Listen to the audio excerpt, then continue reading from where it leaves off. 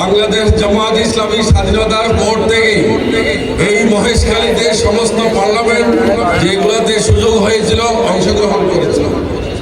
সমস্ত নির্বাচনগুলোতে যেখানে বাংলাদেশ জামাত ইসলামী কম্পিটিশন করেছে সবখানে তারা প্রতিদ্বন্দ্বিতামূলক অবস্থানে ছিল।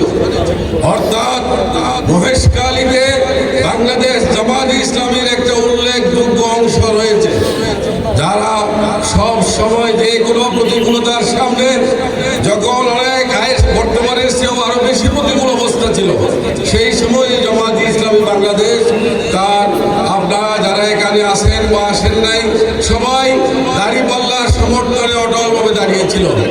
আজকে অনেক কিছু হয়েছে।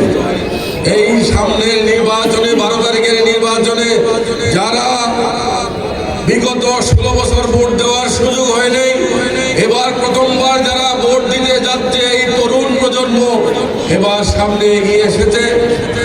তরুণ প্রজন্ম সহ বাংলাদেশ জামাত ইসলামী সম্মিলিতভাবে 11 দলীয় সম্মিলিত জোট আজকে দাঁড়িপাল্লার সমর্থনে নির্বাচন করবে ইনশাআল্লাহ।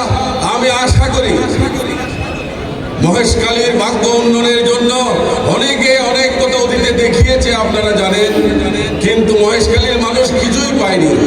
নেতৃবৃন্দ আপনাদের সামনে সব কিছু তুলে ধরবে।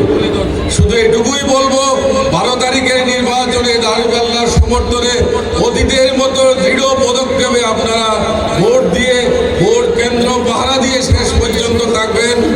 সঙ্গে সঙ্গে দাঁড়িপাল্লার সাথে আরেকটা যে কোনো ভোট রয়েছে হা ভোট, সেই হা ভোটে আপনারা ভোট দিয়ে এগিয়ে নেবেন হামিদুর রহমান আজাদকে।